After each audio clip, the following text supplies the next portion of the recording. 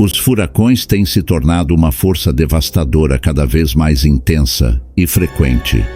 O aumento na força e na frequência dessas tempestades levanta a questão: por que isso está acontecendo? Há uma razão oculta que liga esses eventos a algo maior e mais profundo? À medida que observamos a natureza e seus fenômenos cada vez mais extremos, lembramos das palavras de Jesus em Lucas 21:25. E haverá sinais no sol, e na lua, e nas estrelas, e na terra, angústia das nações, em perplexidade pelo bramido do mar e das ondas. Será que os furacões que assolam nosso planeta são um cumprimento dessas profecias? Em Mateus capítulo 24, versículo 7, Jesus diz: Pois se levantará nação contra nação, e reino contra reino, e haverá fomes, pestes e terremotos em vários lugares. Aqui, terremotos podem simbolizar desastres naturais em geral, incluindo furacões. Esses eventos são sinais dos tempos, indicando que algo maior está em jogo. Os furacões têm se tornado mais frequentes e devastadores. Beryl, Irma. A lista cresce a cada ano. A ciência moderna atribui a intensificação dos furacões às mudanças climáticas causadas pelo aquecimento global. A temperatura do oceano está aumentando, fornecendo mais energia para essas tempestades. Porém, será que esse fenômeno natural é apenas uma consequência de nossas ações ou há algo mais profundo acontecendo? Na Bíblia, vemos exemplos de desastres naturais usados como ferramentas de Deus para julgar e chamar a atenção do povo. Em Apocalipse 16, versículos 18 a 21, vemos uma série de catástrofes que incluem um grande terremoto e uma tempestade de granizo, simbolizando a ira de Deus derramada sobre a terra. Esses eventos não são apenas consequências naturais, mas manifestações divinas. O furacão Beryl, que está devastando partes do Caribe, pode ser visto como um desses sinais. Beryl, cujo nome significa precioso, ironicamente trouxe destruição. Em Isaías 24, versículo 20, está escrito: A terra cambaleará como um bêbado e balançará como uma cabana ao vento. A sua transgressão pesa sobre ela. Ela cairá e jamais se levantará. As tempestades atuais podem ser um reflexo da transgressão humana e um aviso para o arrependimento. O apóstolo Paulo, em Romanos 8, versículo 22, declara: Porque sabemos que toda a criação, a um só tempo, geme e suporta angústias até agora. A natureza, ao sofrer com essas calamidades, está gemendo devido ao pecado da humanidade.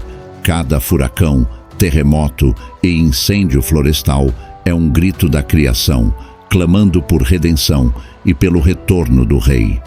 Além disso, Jesus compara os eventos finais aos dias de Noé. No Evangelho de Mateus, capítulo 24, versículos 37 a 39, ele diz: Pois assim como foi nos dias de Noé, também será a vinda do Filho do Homem.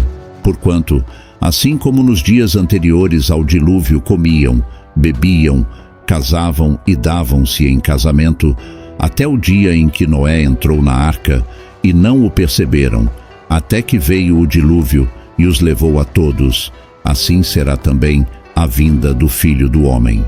Os dias de Noé foram marcados por uma violência sem precedentes e uma completa rejeição de Deus. Noé pregou arrependimento, mas poucos ouviram. Da mesma forma, hoje, os sinais estão ao nosso redor, mas poucos prestam atenção. As calamidades naturais são chamadas para a humanidade acordar e retornar a Deus. Os cientistas podem medir a intensidade dos furacões, mas não podem explicar o propósito espiritual por trás deles. Em Deuteronômio, capítulo 28, versículos 22 a 24, Deus alerta sobre as consequências da desobediência. O Senhor te ferirá com a tísica e com a febre, e com a inflamação, e com o ardor, e com a espada, e com a secura, e com o crestamento, e te perseguirão até que pereças. A intensidade crescente dos furacões pode ser vista como uma advertência divina. No entanto, Deus não deseja a destruição, mas o arrependimento e a salvação. Como podemos ler no segundo livro de Crônicas, capítulo 7, versículo 14, onde Deus promete: se o meu povo, que se chama pelo meu nome, se humilhar e orar, e buscar a minha face, e se converter dos seus maus caminhos, então eu ouvirei dos céus, e perdoarei os seus pecados, e sararei a sua terra. Podemos estar vivendo tempos de julgamento, mas também são tempos de graça. Cada furacão, cada tempestade é uma oportunidade para se voltar para Deus. Ele está chamando, esperando que a humanidade ouça e se arrependa. As Escrituras são claras. Aqueles que se voltarem para Ele encontrarão misericórdia. Os furacões não são apenas fenômenos naturais, mas também instrumentos que Deus pode usar para despertar um mundo adormecido. Em Lucas 2, versículos 25 e 26, Jesus adverte: e haverá sinais no sol e na lua e nas estrelas, e na terra angústia das nações, em perplexidade pelo bramido do mar e das ondas, homens desmaiando de terror na expectação das coisas que sobrevirão ao mundo, porquanto os poderes do céu serão abalados. As tempestades modernas, com sua ferocidade crescente, são uma representação física dessa advertência. O bramido das ondas, que tantos temem, é um eco das palavras de Jesus, um chamado para nos prepararmos para o que está por vir. No entanto, não devemos nos desesperar, pois há esperança, como escrito em Salmos 107, versículo 29, onde consta: Ele acalma a tempestade e as suas ondas se aquietam.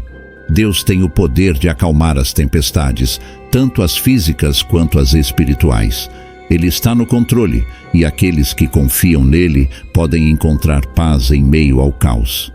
Conforme avançamos, é crucial lembrar que cada furacão, cada desastre, é uma oportunidade para renovar nossa fé e dependência de Deus. Em João 16, versículo 33, Jesus nos conforta: Tenho-vos dito isto, para que em mim tenhais paz. No mundo tereis aflições, mas tende bom ânimo, eu venci o mundo. Essas palavras são um lembrete de que, apesar das tempestades da vida, a vitória final pertence a Jesus. Podemos enfrentar furacões com coragem, sabendo que nosso Salvador já triunfou sobre todas as forças do mal. À medida que observamos o aumento da intensidade dos furacões, devemos também olhar para dentro e avaliar nossa própria espiritualidade. No primeiro livro de João, capítulo 1, versículo 9, somos encorajados: se confessarmos os nossos pecados, Ele é fiel e justo para nos perdoar os pecados e nos purificar de toda a injustiça. Nosso mundo está cheio de desafios, mas também está cheio de oportunidades para crescer em fé e testemunhar o poder de Deus. Os furacões podem ser assustadores, mas também podem ser lembranças poderosas da necessidade de nos voltarmos para nosso Criador. Em última análise, as tempestades que enfrentamos hoje são um chamado para a ação, um convite para fortalecer nossa fé e nossa comunidade. Elas nos lembram que estamos todos conectados, que nossas ações importam e que nossa fé pode fazer a diferença. Os furacões são mais do que simples eventos meteorológicos. Eles são símbolos de nossa era, sinais que apontam para verdades espirituais mais profundas. Cada tempestade é uma oportunidade para renovar nossa fé, fortalecer nossa comunidade e lembrar-nos do poder e da misericórdia de Deus. Enquanto enfrentamos as tempestades da vida, podemos encontrar conforto nas palavras de Salmos 46, versículo 1. Deus é o nosso refúgio e fortaleza, socorro bem presente na angústia. Em meio ao caos e à destruição, Ele é nossa rocha, nossa esperança eterna. Agora, precisamos considerar o que podemos fazer, tanto espiritualmente quanto fisicamente. para nos preparar para essas tempestades. Em Mateus 7, versículos 24 e 25, Jesus nos dá uma pista. Todo aquele, pois, que escuta estas minhas palavras e as pratica, assemelhá-lo-ei ao homem prudente que edificou a sua casa sobre a rocha. E desceu a chuva, e correram rios, e assopraram ventos, e combateram aquela casa, e não caiu, porque estava edificada sobre a rocha. Construir nossas vidas sobre a rocha significa fundamentar-nos na palavra de Deus e viver conforme seus mandamentos. Quando fazemos isso, estamos espiritualmente preparados para enfrentar qualquer tempestade que venha em nosso caminho. Além disso, é importante estar preparado fisicamente. Ter um plano de emergência, estoques de suprimentos essenciais e um local seguro para abrigar-se durante uma tempestade são passos práticos que podemos tomar.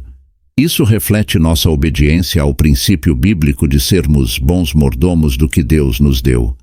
Outro aspecto crucial é a solidariedade, como somos instruídos em Gálatas 6, versículo 2. Levai as cargas uns dos outros, e assim cumprireis a lei de Cristo. Durante e após uma tempestade, ajudar nossos vizinhos e comunidades é vital. A caridade e o apoio mútuo são expressões tangíveis do amor de Cristo em tempos de crise. Também devemos orar por discernimento e proteção. Em Filipenses 4, versículos 6 e 7, Paulo nos aconselha: não estejais inquietos por coisa alguma. Antes as vossas petições sejam em tudo conhecidas diante de Deus, pela oração e súplica com ação de graças. E a paz de Deus, que excede todo o entendimento, guardará os vossos corações e os vossos sentimentos em Cristo Jesus. A oração nos conecta ao poder divino que transcende todas as tempestades. Que possamos usar esses momentos de crise para nos aproximar de Deus, buscando sua paz e sua orientação em todas as tempestades da vida. Em Jeremias 29, versículo 11, Deus nos assegura: porque eu bem sei os pensamentos que penso de vós, diz o Senhor, pensamentos de paz e não de mal, para vos dar o fim que esperais. E assim, ao enfrentar as tempestades, que possamos encontrar a calma na confiança em Deus, sabendo que Ele está no controle e que cada evento serve a um propósito maior em seu plano divino.